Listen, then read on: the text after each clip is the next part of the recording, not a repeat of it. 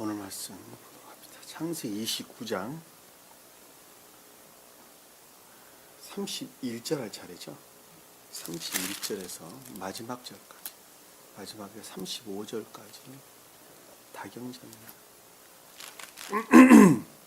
주께서는 레아가 미움받는 것을 보시고 주께서 그녀의 태를 열어주셨으나 라헬은 임신하지 못하더라.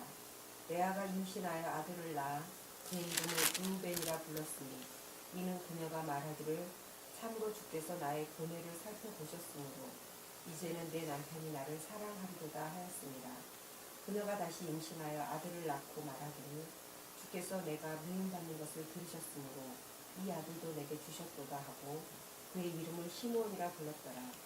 그녀가 다시 임신하여 아들을 낳고 말하기를 내가 그에게 새 아들을 낳아 주었으니 내 남편이 이제는 나와 결합하리로다 하고 그리하여 그의 이름을 레위라 불렀더라.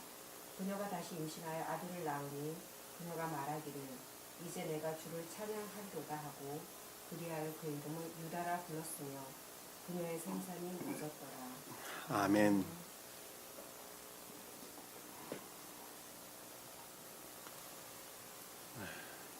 저희가 지금 계속적으로 배우고 있는 것은 야곱의 상태에 머물러 있는 사람이 중생하는 것에 관한 내용을 지금 공부를 하고 있죠.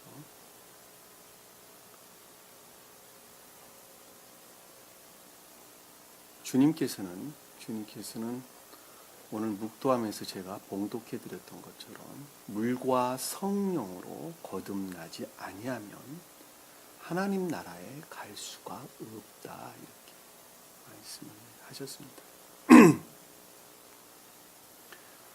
그 물과 성령으로 거듭난다라고 하는 말씀의 뜻이 지금 우리가 배우고 있는 내용들입니다. 다른 것을 가리키는 것이 아니라 성경에 기록되어 있는 모든 말씀은 물과 성령으로 거듭나는 과정 위에는 기록되어 있는 말씀이 아무것도 없습니다. 여기서 물이라고 하는 것은 진리를 믿는 믿음을 가리키는 말씀의 뜻입니다. 그리고 성령이라고 하는 것은 신령 진리를 일컫는 말씀입니다. 주님으로 말미암는 신령 진리, 영을 소생시키는 신령 진리를 가리키는 말씀의 뜻입니다. 거듭난다라는 말씀의 뜻이 진리로 말미암는 인내의 선을 가리키는 말씀의 뜻입니다.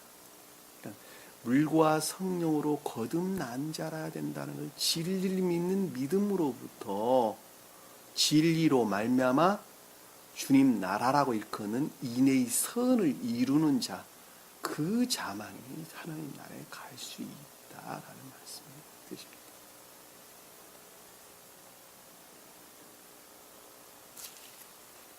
그러니까 우리가 성령이라고 말을 할 때 복음서에 보면 수도 없이 많이 기록되어 나오는데 이 성령은 다른 것을 가리키는 것이 아니라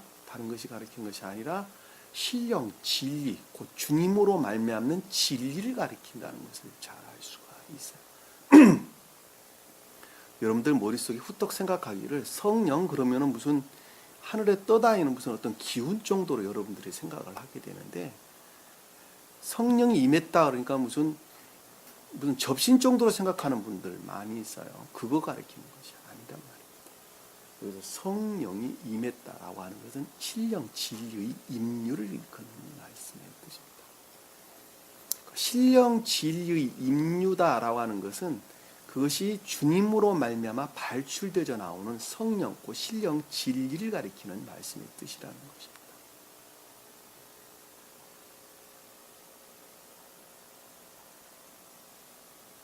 그런데 보편적으로 생각을 할 때 성령 그러니까 찬양 뜨겁게 하면 성령 임재했다 그러죠. 성령이 뜨겁다 그러죠. 성령 받았다 그러죠. 성령 받아라 찬양하면 성령 받았다고 이야기를 합니다. 그거 가리키는 것이 아니란 말이에요.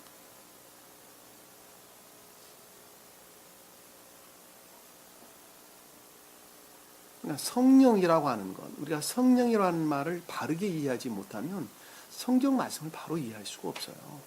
복음서에 기록되어 있는 내용도 다 마찬가지입니다. 성령은 신령 진리를 일컫는 말씀이 뜻입니다. 찾아보지는 마세요. 내가 한번 읽어드려 볼 테니까.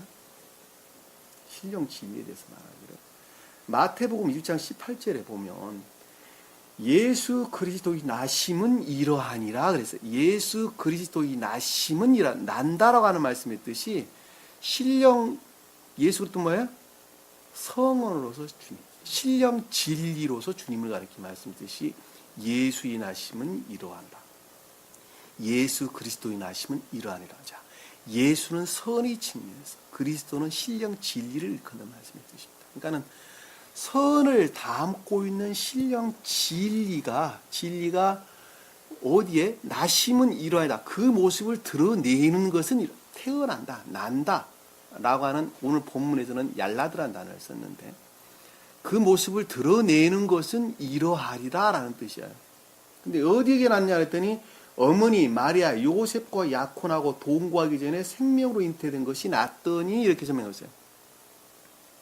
여기서 마리아는 요셉의 상태에 머물러 있는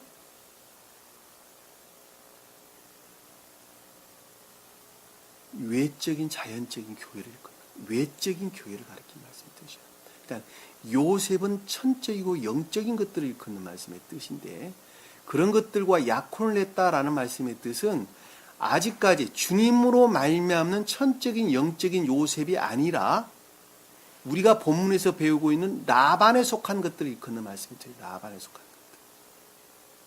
선은 선인데 그럼에도 불구하고 라반의 선에 속한 것들을 가리켜서 요셉과 약혼한 상태. 단순한 말로 다른 말로 단순하고 소박한 선을 일컫는 말씀입니다. 단순하고 소박한 선. 멋적인 우상숭배적인. 그것이 지금 여기서 마리아가 요셉과 약혼하고 동거하기 전에 다시 말하면 요셉과 천적인 것들이 결합하기 전에 누가 임했어요? 예수 그리스도가 임했다니까. 아기 예수가 임하신 거예요. 아기 예수가 성령으로 잉태됐다는 말이 신령 진리로 말미암아 그것이 생겼다는 말씀의 뜻입니다. 신령 진리. 여러분들이 신령 진리로부터 제일 처음에 마리아의 상태에 머물러 있던 여러분들이 신령 진리를 이해하고 깨닫는 것으로부터 처음으로 주님께서 그 모습을 드러내기 시작했죠. 그것이 마리아라고 있고 아기 예수를 가리키는 말씀의 뜻이란 말이에요.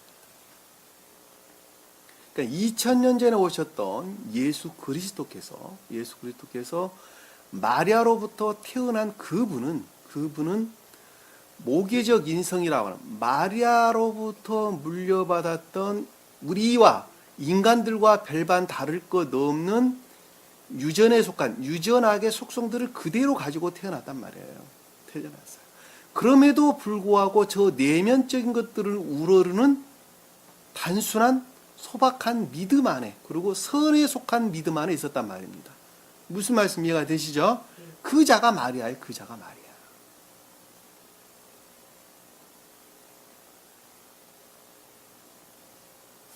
그 자에게 진리가 임률한 거예요. 그리고 그것으로부터 새로운 교회의 시작을 가리킨다는 것을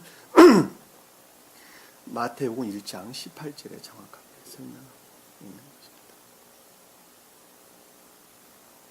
마태복음 1장 20절에 보면 이 일을 생각할 때 주의 사자가 현몽하여 이르되 다윗의 자손 요셉아 내 안에 마리아 되오르기를 무서워하지 말라. 그가 잉태된 자는 무엇으로? 성령으로. 신령 진리로 말미암았다는 말씀. 신령 진리. 우리가 신령 진리를 배우고 있는 거예요. 무슨 말씀 이해가 되시죠? 언제 배우고 있어요? 여기서 지금 야곱은 문을 열어서 돌들을 치워줘서 그걸 배우는 거예요. 돌들을 치워줘서. 그리고 목자들이 양들에게 물을 먹이는 장면으로 설명되어 있죠. 자, 그 가르침이 지금 시작이 되는 거예요. 거기 성령으로 됐다. 성령을 여기서는 선이라는 측면에서 설명하고 있고 우리가 앞에서 야곱은 진리라는 측면에서 선과 결합된 진리라는 측면에서 그것을 깨닫고 가르침이라는 측면에서 머물러 있는 것하고 그 차이만 있는 것입니다. 무슨 말씀 이해가 되시죠? 자, 마태복음 12장 32절은 누구든지 말로 인자를 거역하면 사심을 얻되 누구든지 말로 성령을 거역하면 이 세상에 오는 세상에서도 사심을 얻지 못하리라. 이 성령을 거역한다, 성령을 모독한다, 거역한다 라는 것은 진리를 아는 자들이 모독하게 되죠. 진리를 아는 자들이 성령을 모독하게 됩니다. 그러니까 신령 진리를 가르침으로부터 알고 있어. 그럼 세계에 속한 자들의 진리를 모독하겠죠? 거역하겠죠? 부정한다 라는 것은 가르침에 따라 살지 않는 자, 진리를 모독하는 자예요. 선을 모독하고 진리를 모독한 자. 무슨 말씀인지 아시겠죠? 진리를 더럽히는 자, 무엇으로부터? 자기 탐욕으로부터 진리를 더럽히는 자가 진리를 모독한 자다, 이렇게 이야기를 하는 것입니다. 진리가 이렇다는 것을 잘 알고 있어요. 근데 자기 탐욕과 짝을 하려니 그것을 바꾸어서 더럽힌단 말입니다. 그것을 진리를 모독한다, 이렇게. 거역한다, 모욕한다. 다른 데서는 모독하는 말이죠. 여기서는 거덕한다. 마태복음 12장 31절에 보면 사심에서 성령을 모독하는 것은 사심을 얻지 못한다, 이렇게 지금 설명하고 있는 것이죠. 진리가 이화됐다는 말은 무슨 뜻이에요? 진리가 이화됐다.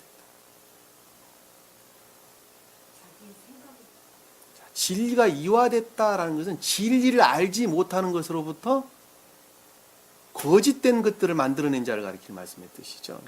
진리가 이화되는 자는 진리를 모독할 수 있어요, 없어요? 진리를 이화시키는 자들은 그 본질에서 보면 진리를 모독할 수가 없어요. 왜냐하면 진리 자체를 모르기 때문에요. 무슨 말씀이 아시겠죠? 그러니까 진리를 알지 못하는 것으로, 진리로부터 멀리 떨어지는 것으로부터 진리가 다 이화된다는 것을 잘 알 수 있어요. 그러니까 진리가 모독한 자들은 궁극적으로 진리가 이화의 상태까지 빠지게 된단 말입니다. 무슨 말씀 이해가 되시죠? 자, 그것이 출애굽기에 보면 나일강이 피로 변했다라는 말씀의 뜻이란 말입니다. 그들이 진리를 모독한 자들이에요. 진리를 모독한 자들이 궁극적으로 진리를 이화의 상태까지 빠지게 됐단 말입니다. 그래서 거짓들이 진리 행세를 하게 된단 말입니다. 그리고 악들이 선의 행세를 하게 되는 것을 잘 볼 수가 있어요. 그러니까는 출애굽기에 설명되어져 나오는 이집트의 바로 왕은 새 교회에 속한 자라는 것을 우리가 명확하게 이해할 수 있어요. 새 교회에 속한 자. 새 예루살렘 교회에 속한 자예요. 그 자들이 진리를 교리적으로 배우죠. 지식적으로 그것을 안단 말입니다. 그럼에도 불구하고 탐욕으로부터 그것들을 가리키려니 알지 못하는 것을 또 더럽히게 되죠. 모독을 하게 됩니다. 그 모독하는 그런 것들은 궁극적으로 어디까지 떨어지게 돼요? 궁극적으로 이화되는 상태까지 떨어질 수밖에 없게 되는 거예요. 그래서 요즘 개신교회, 소위 말하면 요즘 보편적인 기독교를 일컫는 기독교의 모양, 요즘의 기독교의 형태로까지 떨어질 수밖에 없게 되어 있다. 이들이 알고 있는 것들은 진리가 철저하게 이화되어 있는 것 이외에는 아무것도 가진 것이 없습니다. 왜?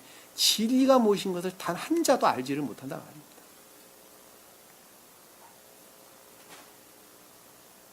무슨 말인지 이해가 되시죠? 또 하나 찾아볼까요? 자, 성령이 곧 예수를 광야에 몰아내신지라. 하도 많으니까 설명할 수도 없어요. 자, 마가복음 1장 12절에 보면 성령이 뭐 어떻게 했다고요? 곧 예수를 어디로 보냈어요? 광야로. 근데 예수 그리스도라고 말하지 않냐고 여기서는 예수를 그랬어요. 왜 그랬을까? 예수 그리스도를 광야로 몰아내신지라 라고 말을 하지 않냐고 예수를 광야에 몰아내신지라. 광야가 뭐예요?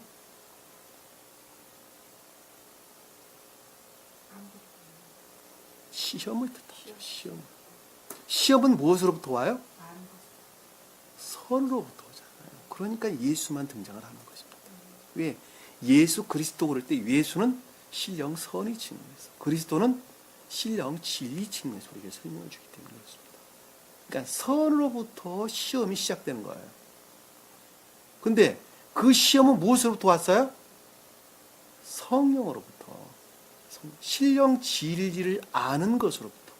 신령 진리를 아는 것으로부터 선을 행하고자 하죠. 그래 안 그래요? 신령 진리를 아는 것으로부터 주님을 우러를 자들은 아는 것을 행하고자 하는 마음이 생기겠죠. 자, 행하고자 할 때는 주님께서 가리키는 신령 진리, 다시 말하면 천계에 속한 것과 지옥에 속한 것들은 병존할 수 있어요, 없어요? 병존할 수 없어요. 그러니까 지옥에 속한 것들을 놓든지 천계에 속한 것들을 놓든지 둘 중에 하나를 해야 된단 말입니다. 그러니까 주님을 우러를 자들은, 다시 말하면 천계에 속한 것들을 내 것으로 받아들이고자 하는 자들은, 삶으로부터 그것을 드러내고자 하는 자들은 반드시 지옥의 속성들과 싸워야 돼요? 싸우지 말아야 돼요? 싸워야 된단 말이에요. 전쟁을 해야 돼요. 성경의 전쟁이란 말이 다 그 뜻이에요. 반드시 싸워야 된단 말입니다. 그 지옥의 속성이라는 것은 다른 것을 가리키는 것이 아니라 자애를 본질로 삼고 있는 것들이 전부 다. 그러니까 세상 명예를 얻고자 하는 것. 세상에서 명성을 얻고자 하는 것. 세상에 속한 재물을 많이, 물질에 대한 욕망, 재물을 많이 얻고자 하는 것. 세상에서 주는 쾌락적인 것들을 얻고자 하는 것. 이런 것들 다 자기 사랑에서 그 파생되어져 나오는 모든 것들을 가리켜서 지옥의 속성이다 그러는 거예요. 그런 것들을 우러르면서 사는 자를 가리켜서 우상숭배자다 그러는 겁니다. 우상숭배자. 그 자가 우상숭배자예요. 그러면은 부처님 믿는 거는 우상숭배입니까? 시골에서 제사 지내는 것도 우상숭배 아닙니까? 그것은 자연적인 거예요. 자연적인 거. 영적인 것들에 비하면 자연적인 것들은 그저 하찮은 것들이에요. 그거 해도 그만 안 해도 그만이에요. 다시 말씀드리면 중생한 자란다면 부처님 앞에 절을 해도 상관없다는 거예요. 제사 지내도 상관없다는 거예요. 왜냐하면 그냥 그는 문화고 풍습이기 때문에 그러는 거예요. 부처님을 믿는다, 제사를 지낸다, 이런 것들은 다 그냥 우리나라 조상들부터 지켜온 그냥 문화하고 풍습이에요, 풍습. 중생한 자는 그냥 문화하고 풍습이에요. 해도 그만 안 해도 그만이다 이 말이에요.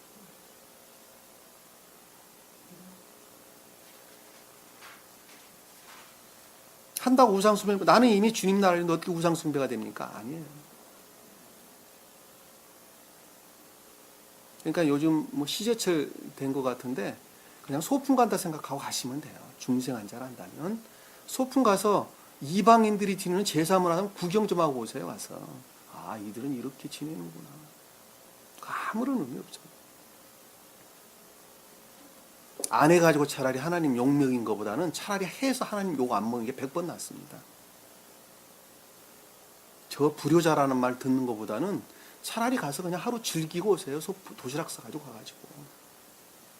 요즘 날씨도 좋은데 꽃 피는 것도 구경하고 들꽃들 좀 구경도 하고 그리고 코 속에 바람도 좀 집어넣고 도시락 싸고 맛있는 거 좀 챙기고 그래서 하루 놀러 다녀오세요. 제사 지내러 가는 거 아니에요. 그냥 즐기러 가는 것입니다. 의미가 완전 달라지는 거예요. 이 진리 안에 머물러 있으면 그러는 거예요. 그래서 진리가 너희를 자유케 하리라 라는 말씀도 또 우리 자연적으로 보면 똑같은 의미를 담고 있는 것입니다.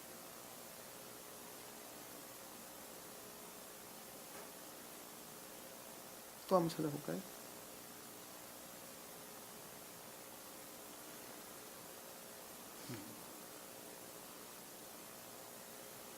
아까 우리 잠깐 설명드렸던 광야에 내몰린 것은 주님께서 신령 진리로부터 내몰렸다 그랬죠. 그러니까 성령이 신령 진리를 가리키기 때문에 광야이고 시험을 뜻하는데, 그러니까 거기서 주님이 시험이라는 것은 모계적 인성, 마리아로부터 물려받았던 인간 고유 속성에 속한 지옥의 속성들을 물리치는 거예요. 무엇으로부터? 신령 진리로부터 물리치는 거예요. 신령 진리로부터. 무슨 말씀 이해가 되시죠? 물리치는 그 과정을 갖가지 병 고치는 것으로 그 뒤에 등장하는 낱말의 뜻들입니다. 병이라는 것은 갖가지 무슨 열병이니 무슨 나병 환자니 눈먼자니 이 모든 것들을 가리키는 병은 다른 걸 뜻하는 것이 아니라 영적인 치유, 영적인 치유. 영적으로 병든 자들의 치유예요. 그것이 곧 시험에 통한 영의 회복이에요. 시험부터 영의 회복. 무슨 말씀 이해가 되시죠? 주님께서 언제 완성하셨어요?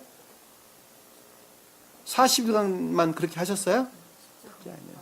십자가에 못 박혀 인성과 신성이 합일되는 그 순간까지를 40일 광야로 우리에게 설명해 주시는 것입니다. 무슨 말씀 이해가 되시죠?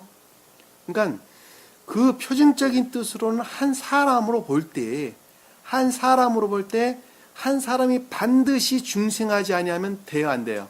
안 된단 말이에요. 반드시 중생해야 된단 말이에요. 반드시 중생. 그것을 주님께서 우리에게 보여주신 거예요. 표징적으로. 무엇으로부터? 신령 진리로부터. 주님의 입장에서는 존재되신 자신으로부터 그렇게 하신 거예요. 무슨 말 이해가 되시죠? 여기서 성령에 내몰려서 광야로 나갔다는 그 성령은 주님 자신을 가리키는 말씀이죠. 무슨 말씀 이해가 되시죠? 사람과는 달라요. 우리 인간과. 그 점이 다른 거예요. 우리는 주님으로만 말미암는 신령 진리로 말미암았지만 주님께서는 주님 자신 스스로로부터 그렇게 하신 거란 말입니다. 무슨 말 이해가 되시죠? 주님이 존재되신 그분 자신이시란 말이에요. 그러니까 속 사람으로부터 발출되어 나온 그분을 가리켜서 성령 그런 거 주님께서는 존재되신 분으로 말미암는 것을 가리키는 말씀의 뜻이란 말입니다.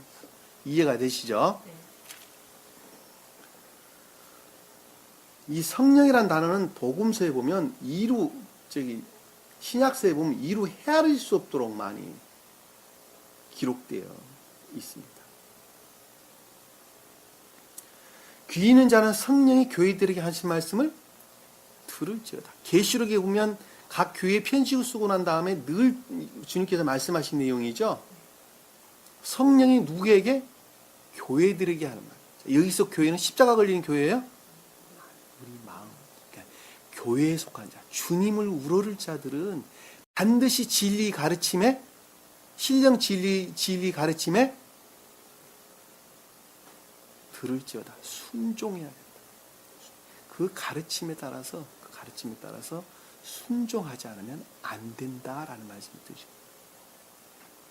그 자가 새 예루살렘 교회를 이룰 것이기 때문입니다. 무슨 말씀 이해가 되시죠? 그러니까 어느 누구도 중생하지 않으면, 거듭나지 아니하면 하나님 나라에 갈 수 없다라고 하는 말씀은 주님께서 신약에서만 말씀하시는 것이 아니라 창세기 1장 1절부터 성경 전체가 다 이야기하고 있는 내용이, 그거 위에는 아무것도 설명하고 있는 내용이 없단 말입니다.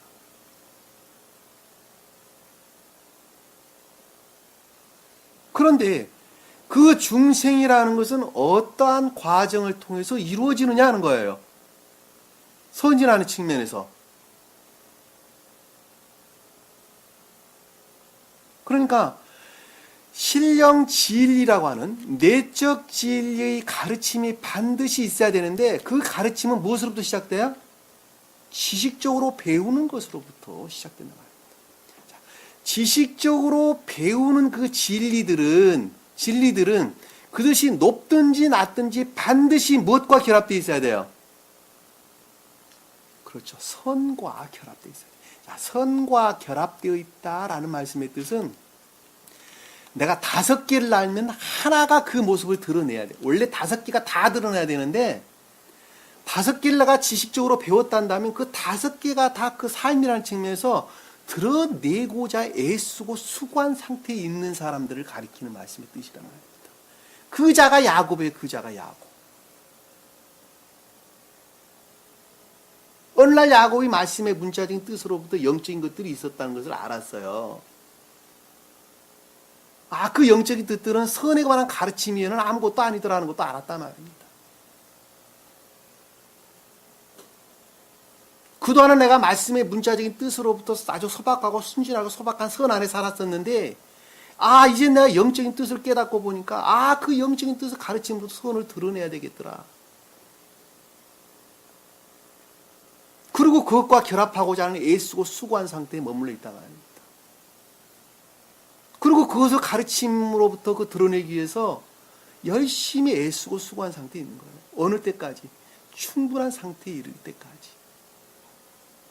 그것을 라헬을 얻기 위해서 라헬과 결합하기 위해서, 라헬을 아내로 맞이하기 위해서 애쓰고 수고하는 과정.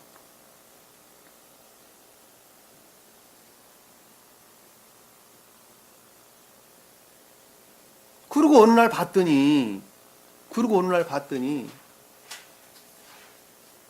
나는 내적 진리 가르침으로부터 선을 드러냈다고 생각을 했는데 이 아차 좀 더 계속적인 가르침으로부터 선이 무엇인가 하는 것을 배우고 났더니 말이야, 나는 내야와 결합이 되어 있더라는 거예요. 말씀의 문자적인 뜻과 결합이 되어 있더라는 거예요. 지극히 우상숭배적인, 지극히 공로적인,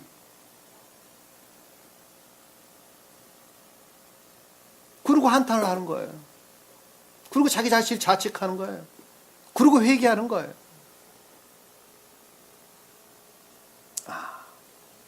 이건 어느 날 한날에 이루어지는 것이 아니구나. 내가 내적 진리로부터 내적인 진리와 결합되어져 선이라고 하는, 소위 인애라고 하는 것을 드러내기까지는 충분한 상태에 있지 아니하면 안 되는구나. 그리고 그 자는 계속적인 선이 무엇인가 하는 것을, 거룩한 선이 무엇인가 하는 것을 계속적으로 배우게 되죠. 우리가 전 시간에 배웠던 내용이 그것이 지금 7년을 더 일해라.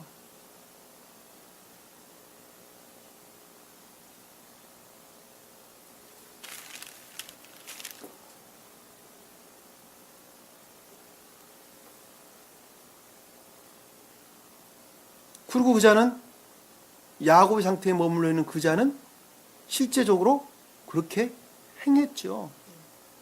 자, 실제로 행했다는 것은 내적 진리로부터 결합이 되어져 계속적인 가르침으로부터, 그리고 가르침과 결합된 삶이라는 측면에서 내적 진리와 내면적, 라헬로 일컫는 내적 진리와 결합을 해서 선을 드러낼 상태까지 이르렀다는 겁니다. 이르렀다. 행하여 라헬을 아내로 맞이하게 됩니다. 그랬죠? 그랬는데 그 라헬에게 누구를 줬어요? 라반이? 자기 몸종을 줬어요. 그러니까 내적 진리와 결합을 해서 선을 드러냈는데 그 선은 곧 비라를 뜻하는 것입니다. 무슨 말씀 이해가 되시죠? 내면적으로, 마음에 속한 내적으로 결합된 그것이 궁극적인 것들의 측면에서 그 모습을 드러냈는데 그것이 곧 비라라가는 성질의 선이었단 말이에요. 무슨 말인지 이해가 되세요? 비라라가 일컫는 성질의 선을 드러냈는데 그것을 누가 줬어요? 라반이 줬다라는 말씀의 뜻은 아직도 그것이 우상숭배적인, 유산, 그럼에도 불구하고 그것이 주님으로 말미암는, 처음보다는 훨씬 더 내적으로 진전된, 무슨 말씀 이해가 되시죠? 열매로 따지면 풋사과 같은 것을 일컫는 말씀입니다. 풋사과 같은 것. 먹을 수 없는 풋사과 같은 것. 이제 막 사과가 열기, 여무른 것이 아니라 막 열매가 맺히는 그런 순간에 속한 선을 일컬어서 여기서 이해력이 와닿도록 설명을 제가 하는 것입니다. 그것을 비라다, 비라를 몸쪽으로 주었다라는 말씀의 뜻이에요. 이들은 철저하게 지금 어디에 복종되어 있어요? 진리에 복종되어 있어요. 진리에 속한 선 안에, 그러니까 진리 안에 복종되어 있는 상태. 그럼에도 불구하고 내면적으로 진전되어 있는, 많이 진전되어 있는. 다시 말씀드리면 풍성한 과일, 잘 익은 과일을 내기 위한 초기의 진입 단계. 그러니까 그 뒤에 흘러나오는 말이 뭐예요? 계속적인 가르침, 나이를 위해서 계속적으로 더 내가 7년을 일을 해드리겠습니다 라는 말씀이 뜻이에요. 자, 그 상태로부터 선이라는 측면에서 계속적인 진리의 가르침이 있게 되는 것입니다. 그럴 때 그럴 때 그 뒤에 뭐가 나오게 돼요? 오늘 우리가 마지막 절에 배웠던 유다가 등장을 하게 되는 것입니다. 잘 익은 천적인 선을 이룰 수가 있는 것입니다. 우리 본문에서는 이삭의 집에 우리 아버지 집에 이르는 것을 일컫는 말씀이 뜻입니다. 예수와의 결합을 가리키는 말씀이 뜻입니다. 사람으로 보면 중생을 뜻합니다. 그 자는 선으로부터 진리를 행하는 행함 가운데 있는 자가 되는 것입니다. 중생이 그렇게 어려운 거예요. 어느 한날에 이루어지는 것이 아니란 말이에요.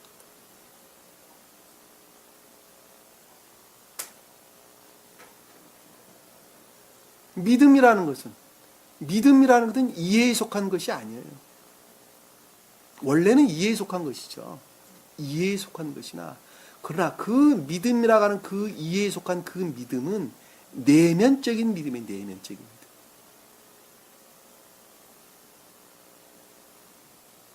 오늘 우리가 그걸 배우는 거예요. 오늘 우리가 배우는 부분은 그 부분입니다. 앞에서는 선이라는 측면에서 어떤 사람이 중생의 상태에 이르는가 하는 것을 우리에게 설명해 주는 것입니다.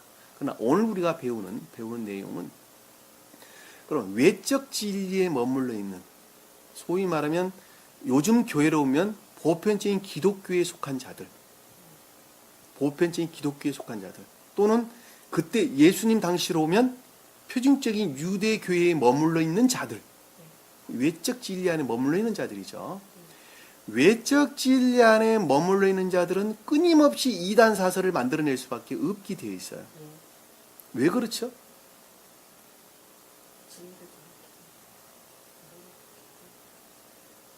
네, 맞는 말씀이에요.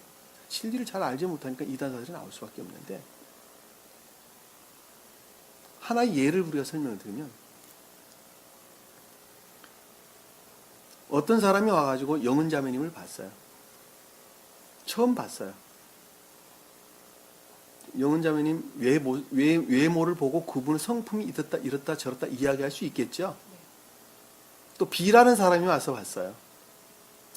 영은자매님 외모를 보고 B라는 사람이 자기 생각을 또 말하겠죠. 그분은 이럴 것이다 저럴 것이다. 또 C라는 사람이 왔어요. D라는 사람이 왔어요. 각각의 사람마다 다 뭐라고 이야기해요? 그 외모를 보고 그분을 평가한단 말입니다. 그러겠죠. 그러니까 사람 수만큼 그 사람이, 영은자매님은 성격이 다 달라요. 사람 수만큼 다른 거예요.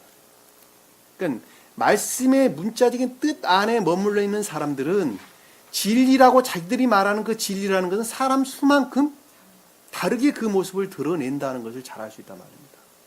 그럼에도 불구하고 보편적으로 큰 주류를 이루고 있는 것들은 소위 말하면 단순한 믿음 가운데 있는 자들은 권위인자들의 한마디가 곧 교리가 되게 되죠. 그렇죠? 개신교는 지금 켈빈이 말한 그 한마디가, 켈빈이 쏜 기독교 강요라고 하는 책이 그들의 교리가 되어버렸죠. 켈빈의 교리에 철저하게 자기 이성을 굴복시켜버리는 그런 결과가 된단 말입니다. 무슨 말씀 이해가 되시죠?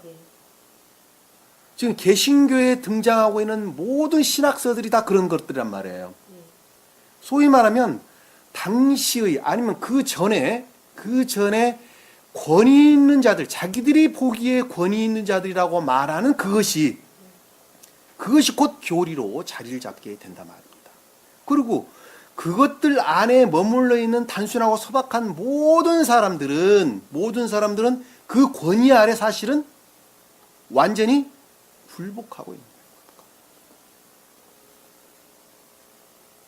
거예요. 그러니까 우리나라뿐만 아니라 세계적으로 수도 없는 이단 사설들이 등장할 수밖에 없단 말이에요. 우리나라만 봐도 그렇잖아요. 우리만. 종파가 얼마나 많아요. 왜? 그들이 말하는 권위 있는 자들이 한마디가 곧 교리를 형성하기 때문에 수도 없는 이단 사설들이 등장을 할 수밖에 없단 말이에요. 성공회가 그렇고 감리교회가 그렇고 기독교 감리교회가 그렇고 예수교 감리교회가 그렇고 예수교 선결교가 그렇고 기독교 선결교가 그렇고 장로교에서도 수도 없는 종파들이 나오게 돼. 왜? 그 위로 보면은 그 할아버지들이 다 있다니까. 그 위로 보면.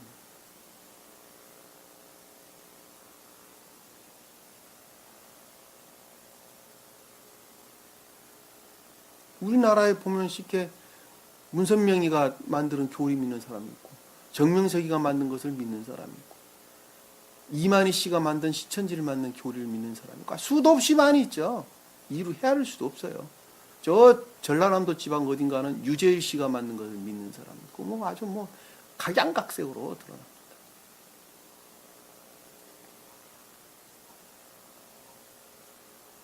왜냐하면 영적인 것들을 알지 못하면 단순하게 외적인 것들 안에 머물러 있게 되면 그런 이산사설을 만들어낼 수밖에 없습니다. 그러니까 어떤 한 사람이 영은자매님을 알려면 최소한 1년을 안 그러면 뭐 최소한 한 달을 해도 같이 지내보면 그 사람 모습은 참 이렇던데 그 속마음은 정말 진국이더라 고백할 수 있죠. 그리고 또 한 사람이 그분과 한 5, 6개월 더 물어보면 맞아. 그분은 정말 모습과는 다르게 정말 참 순수하고 소박하고 참 마음이 아름답더라. 고백하는 거 똑같죠? 하나도 안 다릅니다. 곧 겉으로 보고 그분을 대해서 말을 하는 것 같지만 사실은 뭐를 보고 이야기하고 있어요? 그분은 갖고 있는 내면적인 생명에 대해서 이야기를 하고 있는 것입니다. 그러니까 모든 사람들에게 똑같이 보이는 거예요. 똑같이 보이는 거예요. 그리고 그분이 삶으로부터 드러낸 그 모습을 보고 이야기를 하는 것입니다.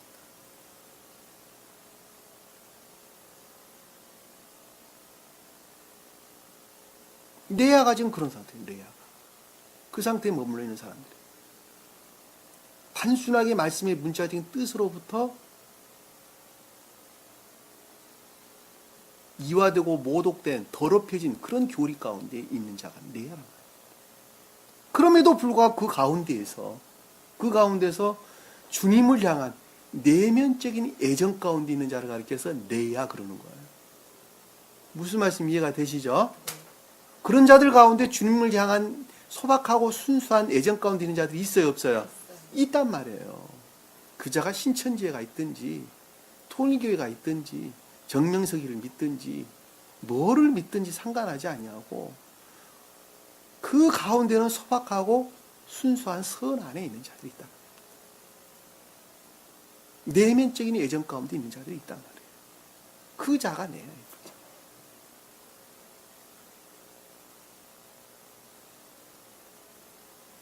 오늘 말씀을 통해서 좀 더 구체적으로 살펴보도록 하겠습니다. 주께서는 레아가 미움받는 것을 보시고자 미움받았다라는 말씀 뜻이 뭐예요? 레아의 속성에 머물러 있는 사람들은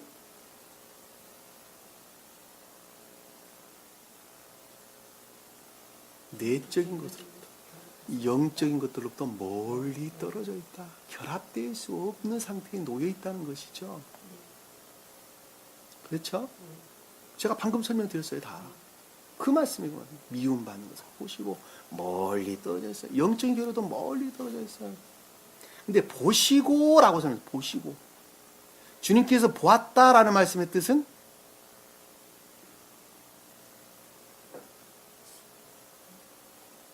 예견과 섭리를 예견다, 예견한다, 섭리다. 예견은 미리 보시는 것을 일컫는 말씀을 뜻이에요. 섭리는 섭리하시는 것입니다. 그 상태에 머물러 있는 사람이라는 측면에서 예견을 했다라는 것은 예견은 사람이라는 측면에서 섭리는 주님이라는 측면에서 설명하는 거예요. 그러니까 예견을 하셨다라는 말씀의 뜻이 그 가운데에 머물러 있음에도 불구하고 내적인 애정 가운데 있다는 거예요.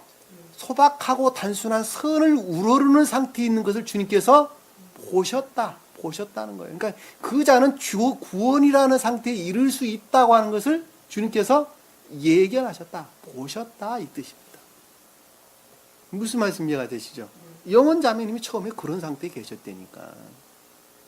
비록 이단 사설 안에, 우리 다경 자매님이 비록 이단 사설 안에 머물러 있었지만 그럼에도 불구하고 그 가운데에 주님을 우러를 소박한 선이 있었단 말이에요. 그것을 주님께서 미리 보신 거예요. 그리고 그 자는 중생할 수가 있겠구나 라고 주님께서 보시고 예견하시고, 그리고 어떻게 하신다고요? 섭리하신 거예요. 섭리하시고. 섭리는 선으로부터 섭리하시는 거예요. 엄격히 말하면 자기 어떤 한 사람 안에 선이 임류되는 거예요. 선이 임류. 무엇으로부터? 진리로부터 임류되는 거예요.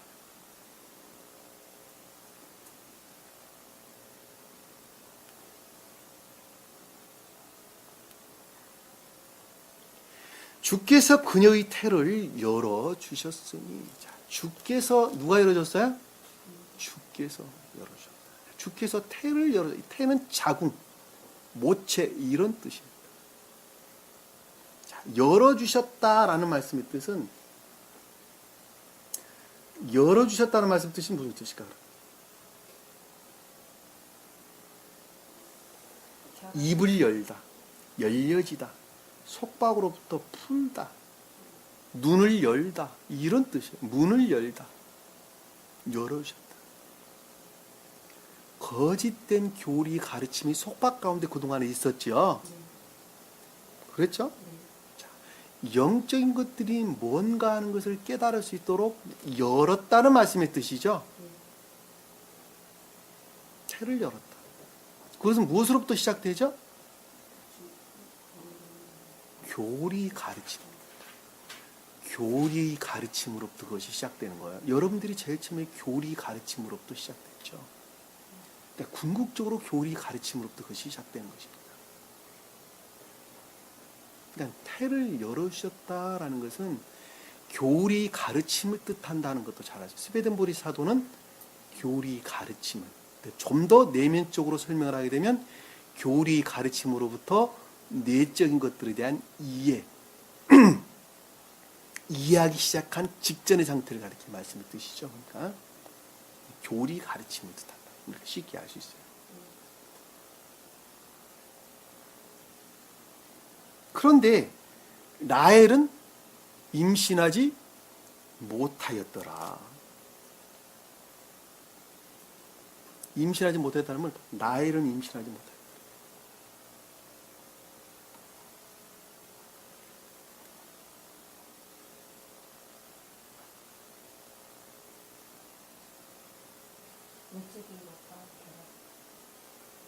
내적인 것으로 말미암는 것은 아무것도 없었다는 말씀이 뜻이죠.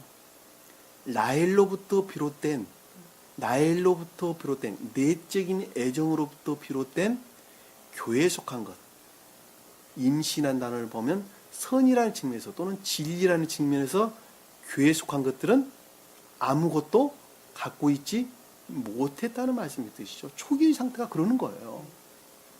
여러분들이 교리 가르침이 시작되기 전에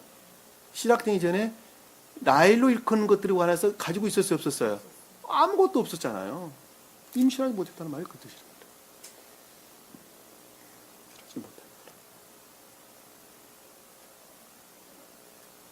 그건 당연한 것이죠. 참, 이 말씀의 문자적인 뜻 안에 이와 같은 비밀이 숨겨져 있는 것을 누가 알겠습니까? 라헬이 임신하고 하는 거하고 만약에 자연의 뜻만 있단다. 그것이 우리에게 무슨 상관이 있느냐고. 아무 상관은 어떻게 그것이 진리가 되겠느냐 말입니다.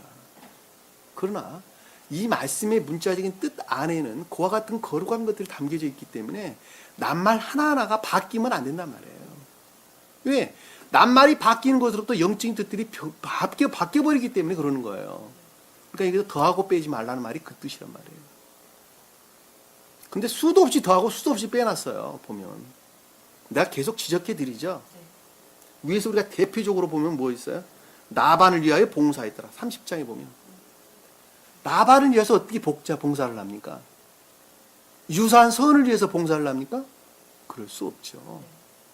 우상 숭배를 위해서 봉사를 합니까? 그럴 수 없잖아요.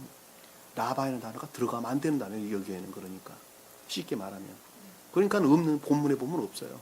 원어에 보면 없는 거예요. 그래서.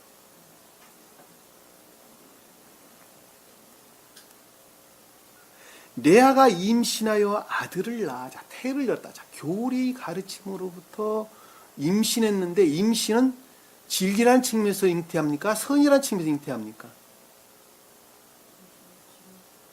선이라는 측면에서 임신을 하죠. 사람이 선이 생명이에요. 그러니까 우리 안에 뱃속에 아기가 생기는 것은 선이 생명이기 때문에, 아이가 생명이기 때문에 선을 가리킨다는 것도 잘 알 수 있단 말입니다. 무슨 말인지 이해가 되시죠? 근데 아래에 보니까는 아들을 낳았다고 그랬어요. 아들을 낳았다고 했어요. 낳았다라는 것은 그것을 드러냈다는 말씀의 뜻이죠. 얄라드, 태어나다, 나다. 이런 뜻입니다. 그러니까는 선에 관한 것들이 그 모습을 드러냈는데 그것이 아들로 이끄는 진리였다는 말씀의 뜻이에요. 진리. 진리. 그러니까는 진리라고 하는 열매를 드러냈단 말이에요. 선에 속한 진리라는 것을 드러냈는데 그 진리는 곧 믿음을 뜻한다. 믿음. 교리의 가르침에 속한 것들은 믿어야 돼요. 믿지 말아야 돼요. 반드시 믿어야 된단 말이에요. 믿음이 전제되지 않냐고서는 어느 누구도 주님을 우러를 수가 없어요. 여러분들이 여기 수도 없는 사람들이 많이 왔다 갔는데 교리를 가르치죠. 근데 그들은 믿어요, 안 믿어요? 전혀 안 믿잖아요. 그리고 다 떠나잖아요. 믿는 사람들만 공부를 하는 거예요. 믿는 사람들만. 무엇에 관한? 선을 담고 있는 진리를 믿는 거예요. 그러니까 임신이라는 단어가 그렇게 등장을 하는 거예요.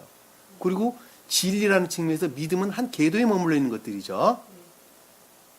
그러니까 아들이 등장을 하는 거고, 낳았다라는 것은 그것에 속한 믿음을 가리킨다는 걸 잘 알 수 있어요. 근데 그 믿음에 속한 상태를 일컬어서 뭐라고 그랬어요? 루벤이다. 그것의 성질이 루벤이라고 하는 성질에 속한 믿음이었단 말이에요. 이해가 되시죠? 루벤이라고 일컫는 성질에 속한 믿음이 그들 안에 나타났다라는 거예요. 나타났다. 무엇으로부터? 교리 가르침으로부터 나타나게 된 거예요. 이해가 되시죠? 자, 루벤은 라아와 벤의 합성어입니다. 원어를 보면 라와 벤의 합성어인데 라는 하나님의 얼굴을 보다 이 뜻이 하나님의 얼굴을 보다. 벤은 아들을 일컫는 진리를 가리킵니다. 앞에 우리가 봤죠? 아들을 낳을 때 아들이라는 단어와 같은 단어예요. 그러니까 루벤이라는 단어는 뭐예요? 하나님 얼굴을 이해하는 믿음이에요.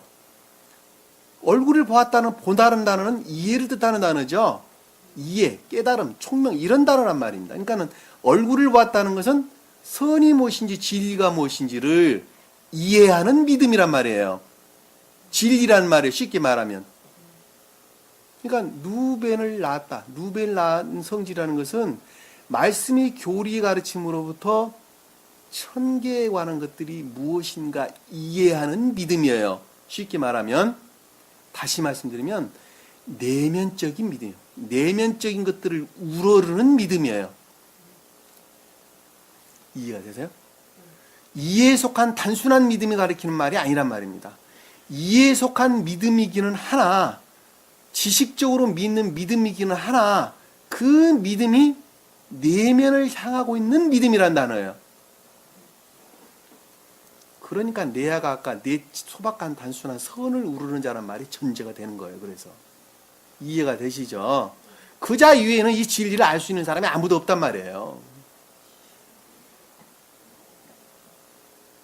그래서 그와 같은 상태에 대해서 생각하기를 이는 그녀가 말하기를 그와 같은 상태에 놓이는 다시 말하면 루벤이라고 일컫는 성질의 성품이라는 보다 성질의 상태의 믿음 가운데 있는 것들에 대해서 생각하기를 말하기를 아마르 주님으로 말미암아 생각하기를 바부 접속사를 다 썼어요. 보면 생각하기를 참으로 주께서 나의 고통을 살펴보셨으므로. 자, 주님께서 살펴보셨다라는 말씀의 뜻은 그렇게 믿음을 갖도록 어떻게 하셨다고요? 믿음을 그렇게 갖도록 어떻게 하셨다고요? 섭리하셨다. 주님께서 살펴보는 것은 섭리하신 것이죠. 내가 낳은 자식이 물에 빠져 있어. 엄마는 당연히 건져내려고 그러겠죠? 네. 그 아이는 당연히 나오려고 애를 쓰겠죠? 네. 그래, 안 그래요? 그런데 아이가 물에서 철벙철벙 잘 놀고 있어요. 엄마가 건져내려고 해요, 안 해요? 철벙철벙 잘 놀고 있는데 어떻게 건져내겠어요? 전혀 나오려고 하질 않는데. 근데 자기가 물에 빠져서 죽겠구나라는 생각을 하겠어요, 안 하겠어요? 만약 물에 빠진 자들, 어린아이는. 그리고 나오려고 애를 쓰고 있겠죠? 그러면 주님께서 손을 이렇게 대면서 건져낸단 말이에요. 그럼 내 아는 지금 어느 상태에 있어요? 물에 빠져 있다니까. 그리고 나오려고 발버둥 치고 있다니까요. 그러니까 주님께서 그 마음을 보시고 그것이 예견이에요. 그리고 건져내야 되겠구나라고 주님께서 섭리를 하신단 말이에요. 무슨 말, 예견과 섭리란 말이 무슨 뜻인지 아시겠죠? 여기서 지금 살펴보셨다라니, 고통이란 단어가 그 단어예요. 그러니까 고통이란 단어가 그 단어란 말이에요.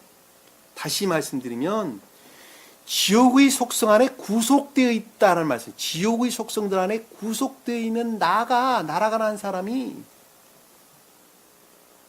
그것으로부터 벗어나고자 애쓰고 있는 그 마음을 주님께서 보시고 섭리하셨다.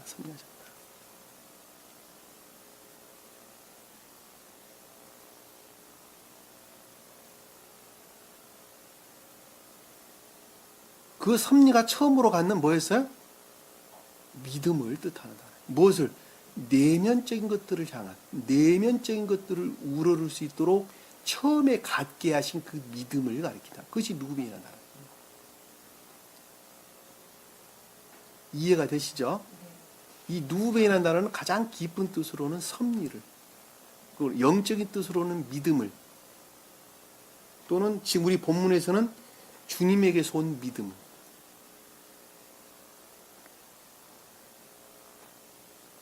또는 이해를 이런 말로 설명할 수 있겠죠. 예견, 섭리 이런 말로 설명할 수 있습니다.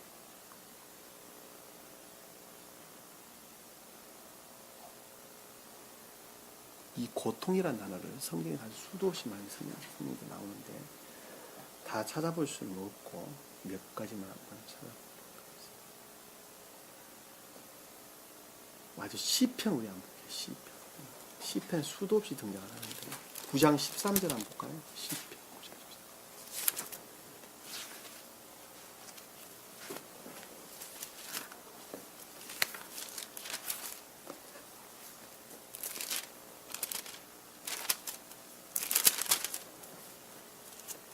시편 9장 13절.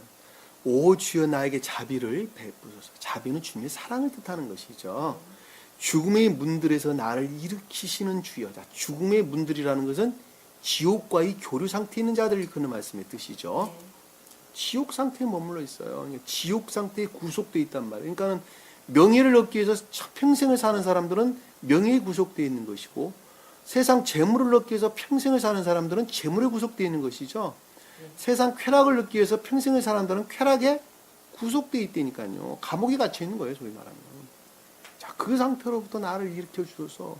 나를 미워하는 자들에게 당하는 나의 고난을 생각하소서.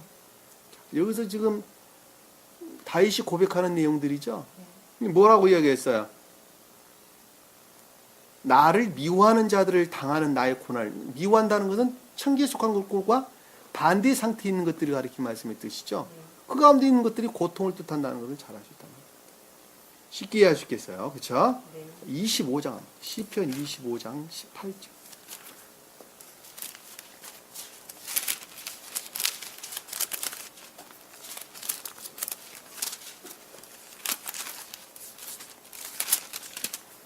시편 25장 18절 보면 나의 곤고와 나의 고통을 보시고 내 모든 죄들을 용서하소서. 이 죄가 뭐였어요? 지옥의 속성들이 죄죠. 그 용서해달라. 이 고뇌와 고통이라는 그 가운데서 나오고자 하는, 그 가운데서 벗어나고자 하는 간절한 애정 같은 것을 담고 있는 것이죠. 또 볼게요. 31장 7절 한번 볼게요.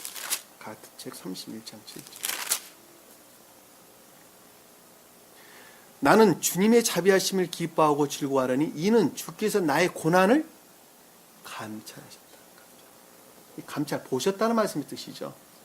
고통 가운데 있는 것들을 주님께서 보시고 섭리하셨다. 88장 9절 한번 볼게요. 시편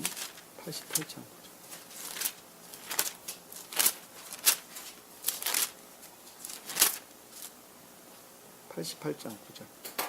내 눈이 고통으로 신음하오니 주여 내가 날마다 주를 불렀으며 내 두 손을 주께 뻗쳤나이다. 눈이 고통을 당했다는 건 거짓된 교리 가르침으로부터 고통 가운데 있었다는 말씀의 뜻이죠. 진리를 알고자 아주 애를 쓰고 수고를 했는데 그렇지 못했어요. 왜? 거짓들이 진리 행세를 했기 때문에 그렇단 말이에요. 그러니까 고통 가운데 있다고 좀 설명하고 있는 겁니다. 무슨 말인지 이해가 되시죠? 또 볼게요. 107장 10절. 107편 시편 107장 10절.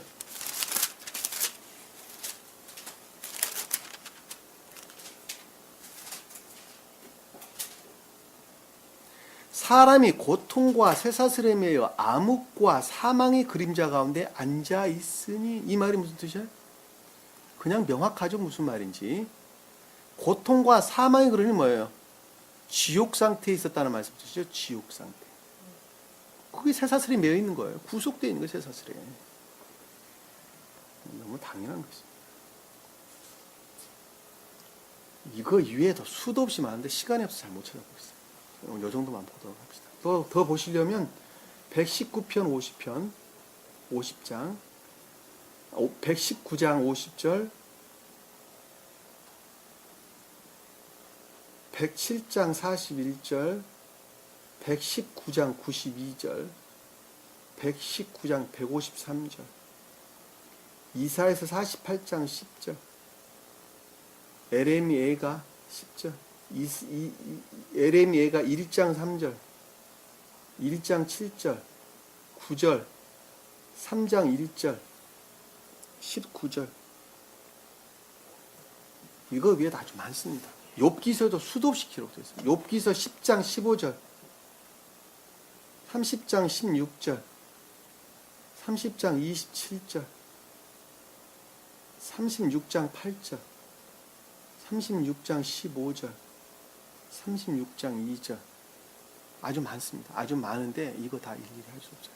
다 이 고통 고난이라는 것은 지옥의 속성들이 구속되어 있는 상태를 이끄는 말씀의 뜻입니다. 무슨 말씀 이해가 되시죠? 본문으로 돌아와서 자, 고뇌를 고통을 살펴보셨으므로 자, 그 고통 가운데서 나오고자 하는 그 애정을 보시고 그리고 섭리하셔서 이제는 내 남편이 나를 사랑하리로다 했습니다. 여기서 이제라는 단어는 아타라는 단어, 아타흐라는 단어, 아타흐. 다시 말씀드리면 선이라는 측면에서 정한 때에, 선이라는 정한 때, 그러니까 일정한 상태에 이르렀을 때라는 뜻이에요. 무슨 말씀 이해가 되시죠? 남편이 나를 사랑하리라라는 것은 뭐예요? 선과 진리에서 비롯된 선과 결합되어질 것이다라는 것이죠. 무슨 말인지 이해되시죠? 남편은 선을 사랑한다는 것은 결합을 뜻하는 단어란 말입니다. 그러니까는 진리로부터 일정한 때에 이르렀을 때, 정한 때에 이르렀을 때에 선과 결합하게 되리라라는 뜻이에요. 그렇죠? 그게 주님께 섭리하시는 거니까. 그렇죠? 자, 33절에 보니까 그녀가 다시 임신하여 아들을 낳고, 자, 믿음은 이해에 속한 것이라 그랬죠.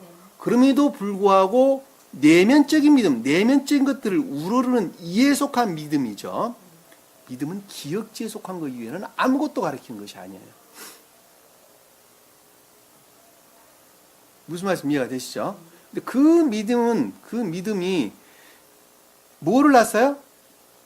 그 믿음으로부터 또 하나의 생명이 잉태가 됐죠. 이거 서로 연관되어 있는 거예요.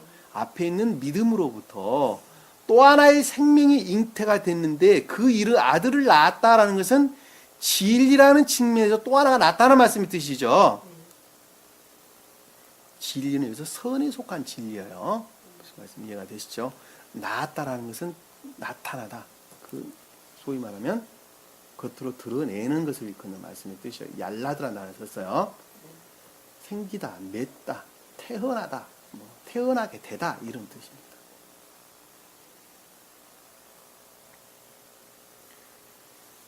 임신하여, 여기서 임신은 하라흐라는 하라흐. 무슨 말씀 이해가 되죠? 임신. 자, 선이라는 측면에서, 그러니까 선에 속한 그 어떤 것들이 지금 임신이 됐다는 말씀을 뜻이죠. 아들을 낳고 말하기를, 자, 그것들에 대해서 깊게 생각하기를. 미움받은 것을 들으셨으므로 그 아들도 내게 주셨더라. 자, 아들도 내게 주셨다는 말씀의 뜻은 원문에 보면 없는 단어예요. 없는 단어. 주께서 내가 미움받은 것을 들으셨으므로 라는 것은, 다시 말씀하면 그 단순한 믿음에 속한 것들은 내적인 것과 결합할 수 있어요, 없어요?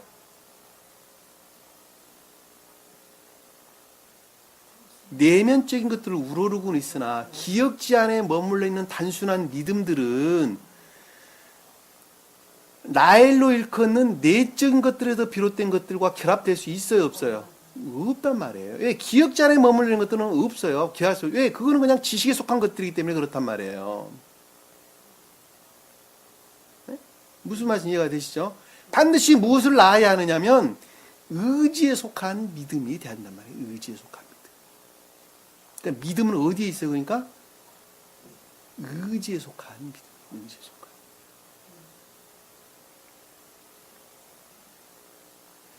의지에 속한 믿음은 반드시 그 모습을 겉으로 드러내야 안 돼요. 드러내게 되죠. 그러니까 순종 그러는 거예요. 순종.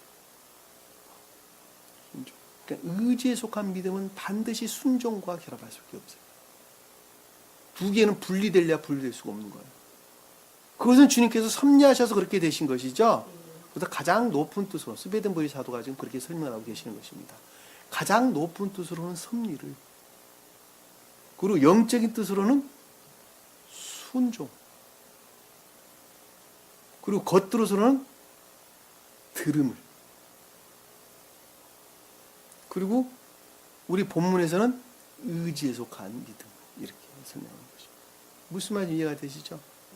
믿음은 반드시 의지 안에 머물러야 되는 거예요. 단순한 이해에 속한 것이 아니란 말이에요.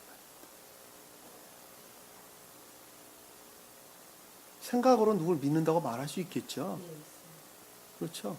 우리 옛날 흔히 말로 빚은 떡은 3천만이 먹고도 남는 죠. 3천만만 먹어요? 우리 지구상에는 모든 인류가 다 먹고도 남습니다. 다시 말하면 아무 쓸모가 없다는 말의 뜻입니다. 단 한 개를 만들어도 떡을 만들어내야지 먹는 거예요, 사람이. 의지에 속한 믿음은 그거란 말입니다. 그러니까 의지에 속한 믿음은 반드시 순종이 뒤따르고 되어 있어요. 그것이 시몬이란 뜻이에요, 시몬. 무슨 말씀 이해가 되시죠? 그 이름을 시몬이라고 합니다. 시몬은 듣다, 순종하다, 복종하다라는 들음이라는 단어입니다. 곧 순종을 뜻한다. 순종. 곧 의지에 속한 믿음을 가리키는 단어입니다. 자, 의지 안에 미루다. 딱 그 34절을 보니까, 그녀가 또 의지 안에 믿음의 상태로부터 또 어떤 것들을 잉태를 했죠. 또 믿음을 다시 임신하였다는 말씀의 뜻은 생명에 관한 그 어떤 것들이 또 드러나게 됐죠. 여기서 지금 상태는 진리의 복종 상태에 있는 거예요. 지금 다. 네. 왜냐하면 이 진리의 철저하게 지금 구속되어 있기 때문에 그러는 것입니다. 왜? 앞에서 우리가 배웠어요. 선이 무엇인가 하는 것들에서 계속적인 가르침 가운데 있다는 걸 우리가 잘 배웠단 말이에요. 야곱이 지금. 예. 그렇죠? 그것과 굳이 같이 생각을 하지 않는다 하더라도 외적인 교회에 속한 자들은 반드시 그와 같은 과정을 거칠 수밖에 없단 말입니다.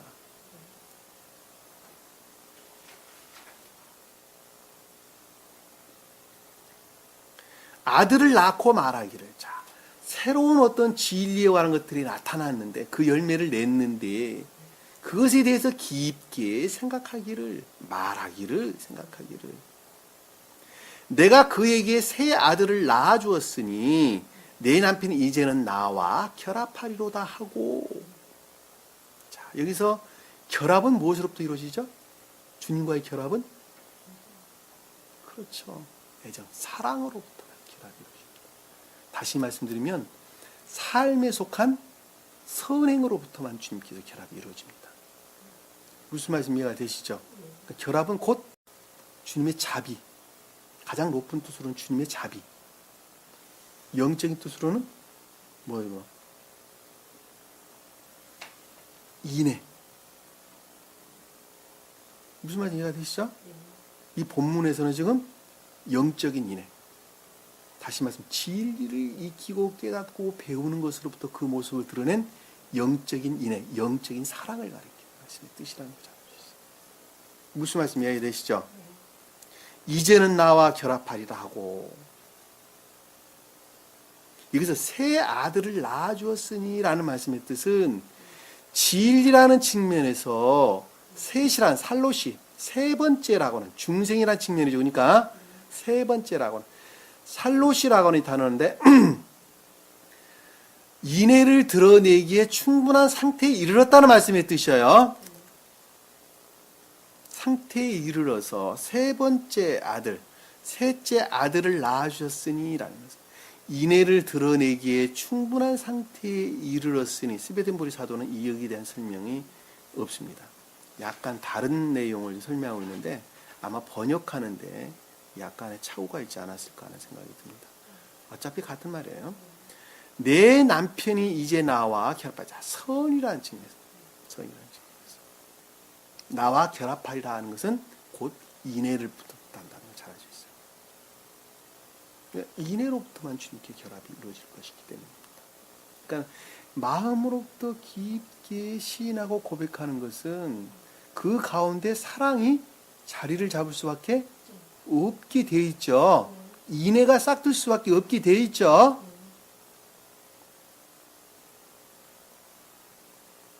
선이 어느 날 갑자기 나타나나요? 인간은 충분한 상태에 이르러야 한다. 그 모습을 드러내기까지 충분한 상태에 이르지 아니하면 그 모습을 드러낼 수가 없어요. 우리가 앞에 배웠어요. 야곱에 대해서 배웠어요. 하고 그 이름을 레이라 했다. 여기는 레이는 고수하다, 밀접하게 연결되다, 집착하다, 부착하다 이런 뜻이에요. 그러니까 꼭 결합을 가리킨다는 거예요. 주님과의 결합을 가리킨다는 것을 우리가 명확하게 이해할 수가 있어요. 꼭은 우리 마음 안에 시인되는 그 사랑을 행하고자 하는 애정, 인애, 뭐 이런 이웃들에게 선을 행하고자 하는 열망 이런 것들을 표현한다는 것을 잘 알 수 있단 말입니다. 무슨 말씀 이해가 되시죠?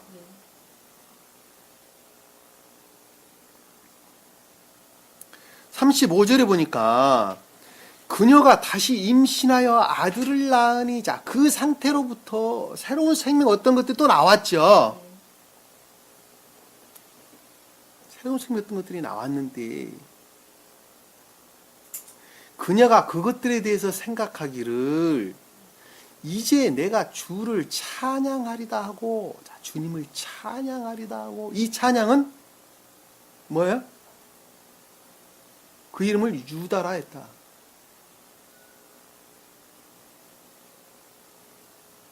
찬양은 삶이라는 측면에서 우리 겉사람 궁극적인 우리 삶이라는 측면에서 그 모습을 드러낸 천적인 것들을 일컫는 주님으로 말미암는 선을 가리키는 말씀의 뜻입니다. 찬송한다, 찬양한다, 감사한다. 다 같은 말. 삶에 속한 행위를 일컫는 말씀의 뜻입니다. 그런데 처음으로 그 모습을 드러내는 것은 그것이 온전히 못해요. 다시 말씀, 여기서 유다로 일컫는 것은 천적인 선을 가리키는 말씀의 뜻인데, 천적인 선에까지도 고양될 수 있다고 하는 것을 일컫는 말씀. 제일 처음에 어설픈 선으로부터 천적인 선에까지 고양될 수도 있다라는 말씀의 뜻입니다. 앞에서 우리가 봤던 라헬과 결합해서 라반의 종을 라헬 몸종으로 주었지요. 그 똑같은 말이에요. 풋사과 같은 것들이 유다라고 일컫는 천적인 선까지 고양될 수 있다라는 말씀을 담고 있는 단어예요. 무슨 말씀인지 아셨죠? 이 찬송이라는 단어가 그 단어입니다.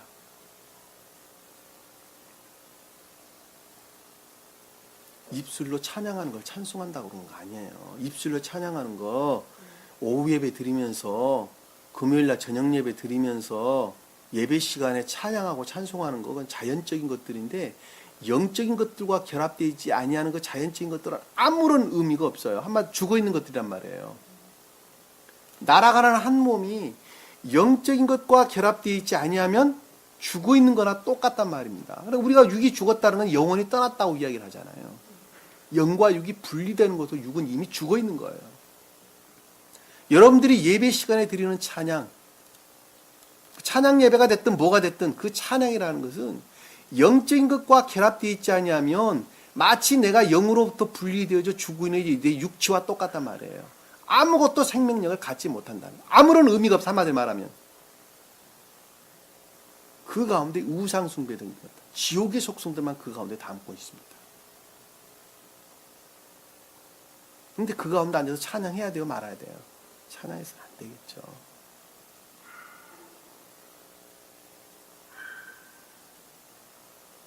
이 찬양이라는 단어는 성경에서 많이 쓰여지는데, 야다라는 단어를 썼고, 그 다음에 할랄, 그 다음에 자마르, 이 세 단어로 많이 설명돼서 나옵니다. 단어가.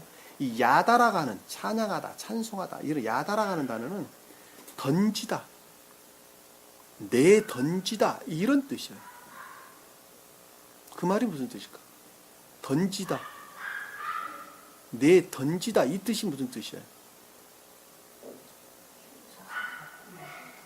그렇죠. 지옥의 속성에 속한 것들을 던지다, 내던졌다라는 말씀의 뜻입니다. 그 자가 주님을 고백하는 자죠. 그 자가 주님을 찬양하는 자죠. 그리고 할랄이라는 단어는 찬송하다, 이런 뜻을 담고 있는 것인데, 명백해지다, 밝아지다, 빛나다, 이런 뜻이에요.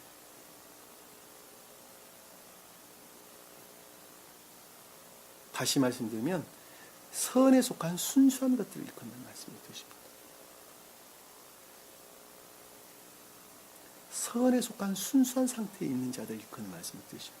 그러니까 순진무구한 선 안에 있는 자들을 가리켜서 할랄이라고 하는 찬송한다, 이런 단어를 써요. 그 다음에 자마라는 단어를 쓰게 되는데, 이 자마라는 단어는 손가락으로 튕긴다라고는 진리의 능력 가운데 있는 자들을 가리키는 말씀의 뜻입니다. 삶이라는 측면에서 진리의 능력 가운데 있는 자들을 가리켜서 자마르라는 단어를 썼어요.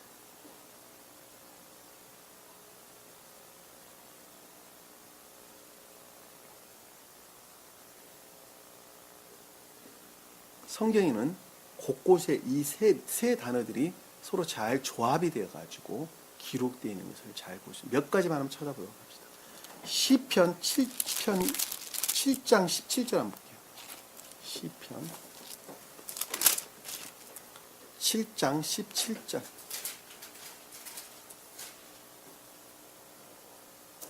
내가 주의 의에 따라 주를 찬양하며, 야다라는 야다라는 단어 썼고, 지극히 높으신 주의 이름을 찬송하리로다 할 때 자마라는 단어, 자마라.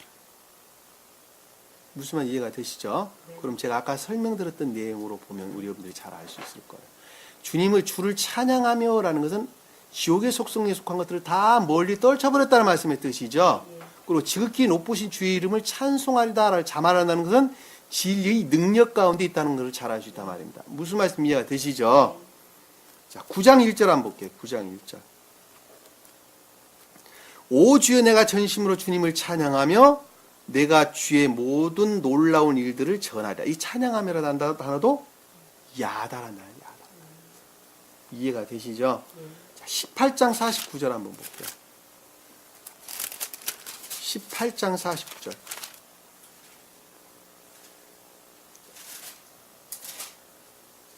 그러므로 오 주여 내가 이방 가운데 주께 감사드리며, 이 감사드리는 단어가 야다라는 단어, 야다흐. 이방 가운데 주께 감사드린다는 말은 무슨 뜻이에요? 주님으로 말미암아 선 안에 있다는 말씀의 뜻이죠. 이방인들은 교회 밖에 속한 자들을 가리키는 말씀의 뜻이기 때문에 주께 감사드린다는 말씀의 뜻은 그것으로부터 멀리 떨어져 주님을 찬송한다. 삶으로부터 주님을 우러르겠다라는 말씀의 뜻이죠. 주의 이름을 찬송하리로다. 이것도 찬송하리로다는 자마르. 다시 말씀드리면 주의 능력 가운데 선을 행한다는 말씀의 뜻입니다. 오직 주님으로 말미암는 말씀의 뜻이죠. 그러니까 또 30장 12절 볼게요. 28장 7절 볼게요. 28장 7절.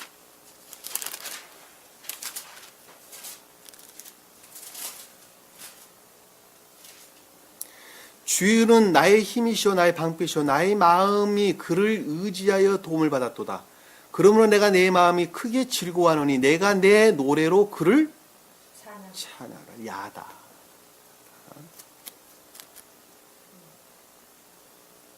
힘은 능력을, 그렇죠? 나의 방패는 진리를 가리키는 말씀의 뜻이죠. 내 마음이 그를 의지한다는 것은 마음으로도 시인하고 고백하는 것을 일컫는 말씀의 뜻이죠. 그러니까 내 마음에 크게 즐거워했다는 것은 그 선을 행하는 기쁨 가운데 있다는 말씀의 뜻이죠. 내가 주님을 그를 찬양한다는 말은 곧 그거 위에는 다른 것을 가리키는 것이 아니란 말입니다. 무슨 말 이해가 되시죠? 30장 12절 볼게요. 30장 12절. 이는 나의 영광이 주께 찬송하며 잠잠치 않게 하려 하심이라. 오 주 나의 하나님이여 내가 주께 영원히 감사드리라. 여기서 앞에서 찬송하면은 자마르, 뒤에서 감사드린다는 것은 야다란다. 야다. 주의 영광이 주께 찬송하며라는 단어를, 영광은 무엇에서? 신령, 진리 측면에서 설명하는 것이죠. 그러니까 뒤에 주를 찬송하며라는 단어가 등장하는 것입니다. 무슨 말씀 이해가 되시죠? 내가 주께 영원히 감사하리라. 영원히 감사한다는 것은 영원한 인내의 삶을 뜻한다는 걸 잘 알 수 있어요. 왜? 이 땅의 삶이 곧 천국에서 영원히 살 것이기 때문입니다. 그 이외에도 아주 수도 없이 많이 있습니다. 이건 뭐 일일이 다 찾아볼 수도 없습니다.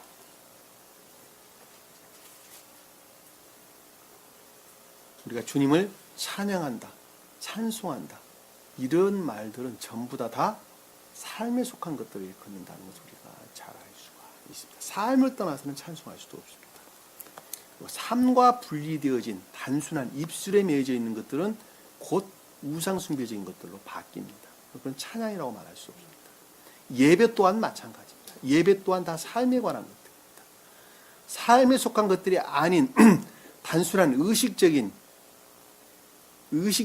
예배는 그 예배 자체는 곧 우상 숭배적인 것으로 바뀝니다. 안 하니만 못합니다. 무슨 말씀 이해가 되시죠? 여러분들이 교회 나가 예배 드리는 것도 다 똑같습니다. 여기 나와 예배 드리는 것도 다 마찬가지입니다. 오히려 그것들이 악을 낳게 돼요. 악을 낳게 돼요. 자, 찬양하고 그리하여 그 이름을 뭐라고 불렀다고요? 유다라 불렀다. 유다. 그것이 곧 천적인 왕국, 천적인 나라가 이루어졌다는 말씀의 뜻입니다. 무슨 말씀 이해가 되시죠? 자, 그녀의 생산이 멎었더라. 그러고 났더니 그녀의 생산이 멎었더라라는 말씀입니다. 자, 여기서 생산이라는 단어는 얄라드, 태어나는 것을 가리키는 말씀의 뜻인데 더 이상 태어나는 것이 멎었다라는 말씀의 뜻은 내림만 있다는 말씀의 뜻이에요. 내림만 있다. 오름은 멈추고 내림만 있다는 말씀의 뜻이에요. 무슨 말씀 이해가 되시죠? 야곱이 꿈에 사닥다리를 봤죠. 네. 천사들이 오르락 네. 내리락 하는데 오름이 먼저 있고 그 다음에 내림이 있었단 말이에요. 여기서 지금 앞에서 루벤으로부터 유다까지는 오름을 가리키는 단어란 말로 오름을 가리킨다. 무슨 말씀인지 아셨죠? 그러니까 생산이 멈췄다라는 것은 더 이상 올라갈 것이 없었고 주님으로 말미암아 내림만 있다는 것. 무엇이? 선이 내림만 있다. 선이. 그러니까 유다라고 일컫는 상태가 천적인 왕국을 가리키는 천적인 나라를 가리킨단 말이에요. 가장 높은 뜻으로 보면. 네. 그러니까 그것은 곧 내림만, 선의 충만함만 있단 말이에요. 선의 충만함만.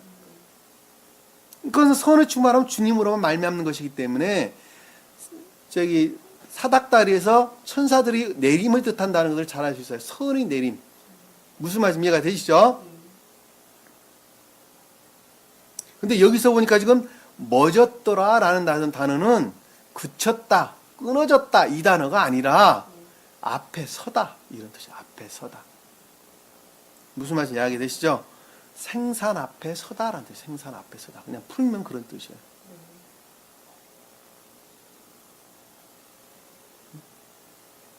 멎었다는 단어는 원어를 보면 아마드라는 단어. 아마드. 서다. 앞에 서다. 면전에 서다. 이런 면전에 서다가 무슨 뜻이에요? 주님 얼굴 면전에 섰다라는 뜻이에요. 그러니까 결합을 뜻한다는 것도 우리가 명확하게 이해할 수 있어요. 결합은 선으로부터 이루어진다 그랬죠. 선은 주님으로만 말미암는 것이죠.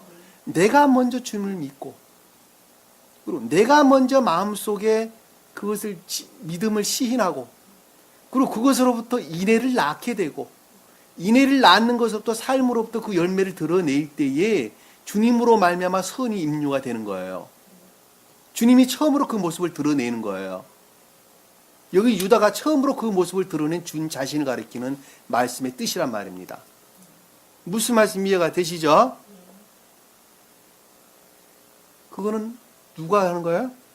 내가 하는 거예요, 내가. 내가 하는 거지만 주님께서 그것을 그렇게 섭리하신 것이란 말이에요. 섭리하신 것. 들에서 나무들이, 풀들이 자라죠. 포도나무가 자라죠. 자기 스스로 자라는 것 같이 자라는 것이죠. 그럼에도 불구하고 태양으로부터 볕에 속한 빛이 없었단다면 그 나무가 자랄 수 있어요, 없어요? 없는 것하고 똑같아요. 포도나무는 자기가 스스로 자라는 거예요. 스스로 자라나 그럼에도 불구하고 태양으로 말미암는 그 태양의 뜨거운 볕으로 말미암는 빛이 있지 아니하고서는 그 포도나무가 자라고 열매를 맺을 수 없는 것하고 똑같단 말입니다. 사람 중생도 똑같다는 거예요. 중생 똑같아요. 하나도 안 달라요. 내가 주님을 믿는 거예요. 의지해서 내가 믿어야 돼요. 그럼 그 믿는 것이 내가 마음으로부터 시인하고 고백해야 된다. 그 고백되어지는 것은 선을 낳게, 인애를 낳게 되는 거예요.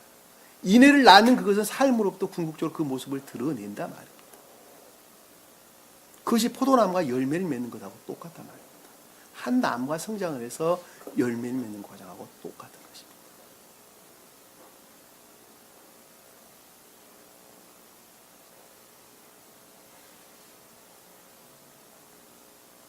그래서 우리가 본문에서 지금 보면 야곱이 등장해요, 안 해요?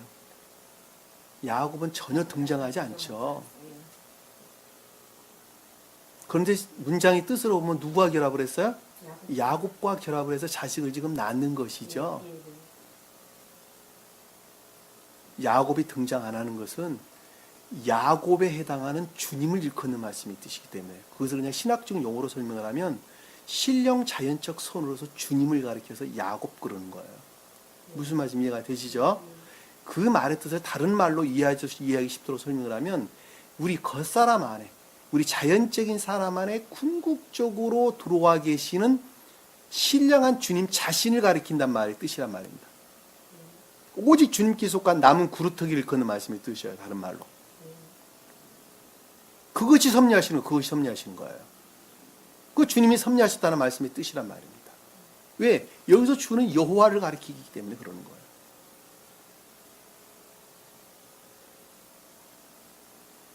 그래서 선의 측면에서 설명을 할 때 주께서란다. 진리 측면에서 우리에게 설명을 줄 때에는 하나님이라는 단어가 있어요. 여기 전부 다 주님이라는 단어가 있습니다. 앞에서 보면. 주제가 앞에 주어로 주께서라는 단어가 그래서 앞에 등장하는 거예요. 그리고 야곱이 빠지는 것입니다. 그러니까 야곱이 지금 표정하고 있는 뜻들이 각가지 바뀌게 되죠. 제일 처음에는 지식적인 몸물 상태에서, 하나는 선인의 측면에서, 또 하나는 라반의 측면에서, 각가지 설명으로 지금 진리라는 측면에서, 또 선이라는 측면에서 그 문장의 가르침에 따라서 그 주제가 어디에 매여 있느냐에 따라서 표정하는 뜻들이 다 달라진다는 것을 우리가 잘 볼 수가 있습니다. 그래서 야곱이 낳은 12아들들은 교회에 속한 모든 것들을 표정하는 것입니다. 무슨 말씀 이해가 되시죠? 그 말을 갖다가 12라는 숫자로 144, 14만 4천 각가지 낱말로 우리에게 설명을 주는 것을 잘 볼 수가 있습니다. 14만 4천 명만 구원받는다는 말이 아니라 교회에 속한 모든 자들을 일컫는 말씀의 뜻입니다. 주님으로 말미암아 교회에 속한 모든 자들, 다시 말 복합체 안에 있는 청교에 속한 자들은 다 구원을 받는다. 교회에 속한 자들은 다 구원을 받는다는 말씀의 뜻이 14만 4천, 144, 12 이런 단어로 우리에게 설명이 돼서 나오게 되는 것입니다. 무슨 말씀이가 되시죠? 자, 그것들에 관해서는 우리가 다음 시간에 아주 구체적으로 살펴볼 것입니다. 야곱이 낳은 12아들들에 대해서 다음 시간에 하나씩 풀어보면서 공부를 하도록 하겠습니다. 어느 누구든지 오늘 우리 본문 가르침과 마찬가지로 믿음이, 의지에 속한 믿음이 돼야 되고, 그것으로부터 인애가 나오고 삶으로부터 그것을 우러지 않으면 어느 누구도 구원을 받을 수 없다. 주님 나라를 이룰 수 없다는 것은 아주 자명한 사실입니다. 어느 누구도 예외 없습니다. 왜? 주님 자신도 그러하셨어요. 주님 자신도 그러하셨어요. 그런데 하물며 주님이 지으신 피조물이 그럴 수 있어요, 없어요? 그럴 수 없단 말이에요. 예외 없이 그렇습니다. 주님을 믿는 자들인데 믿지 않는 자들이 다 똑같습니다. 사람이라면 다 똑같은 거예요. 나는 성경 안 믿거든요. 그러니까 나는 그런 거 안 해도 돼요. 그게 아니에요. 우리 죽으면 전부 다 내가 원치 않은 저 나라에 다 가는 거예요. 영계에 다 가는 거예요. 그렇지 못하면 지옥으로 다 떨어지는 것이고, 중생한 자는 다 천국에 올라가는 것입니다. 여기서 중생하지 못하면 저 넘어가서 중생해야 되는 거예요. 저 세상 가서 중생해야 됩니다. 오늘 주신 말씀 마음속에 깊이 각인하시고 그냥 기억 속에 담지 마세요. 그냥 마음속에 깊이 새기세요. 내가 중생할 수 없으면 구원받을 수 없구나. 깊이 새기세요. 그리고 자기 자신을 돌아보세요. 한 주간도 승리하는 저와 여러분 되기를 간절히 축원합니다. 자, 기도합니다. 사랑의 주님, 교회가 무엇인가에 대해서 오늘 주님께서 또한 우리에게 가르침을 주셨습니다. 진리 가르침으로부터 선에 관하여 거기서 파생되어진 이 모든 것들 안에 머물러 있는 자가 교회에 속한 자라는 걸 저희가 잘 알고 있습니다. 그러면서 세상 가운데에서는 잘 알지 못하는 것으로 많은 이산사설들이 난무하는 것을 잘 볼 수 있습니다. 저에게 지혜를 허락하셨사온데 이제는 그들에게도 이 말씀을 깨달을 수 있는 은혜를 베푸사 점진적으로 주님의 나라를 소유할 수 있도록 자비를 베풀어 주옵소서. 오늘 또 이 가르친 말씀을 생각 속에 담지 않도록 도와주시고 마음속에 깊게 시인하는 시간 되게 하사 오늘의 삶이 영원히 천국으로 이어지는 저희 삶이 되시도록 축복하시고 인도해 주옵소서. 모든 것을 주께 맡겨오며 예수님 이름으로 기도드립니다. 주기도 원합니다. 하늘에 계신 우리 아버지, 이름이 거룩히 여김을 받으시오며 나라의 마음이시며 뜻이 하늘에서 이룬 것 같이 땅에서도 이루어지리라. 오늘날 우리에게 일용할 양식을 주옵시고 우리가 우리에게 죄 진 자를 사하여 준 것 같이 우리 죄를 사하여 주옵시고 우리를 시험에 들게 하지 마옵시고 다만 악에서 구하옵소서. 나라와 권세와 영광이 아버지께 영원히 싸움나이다.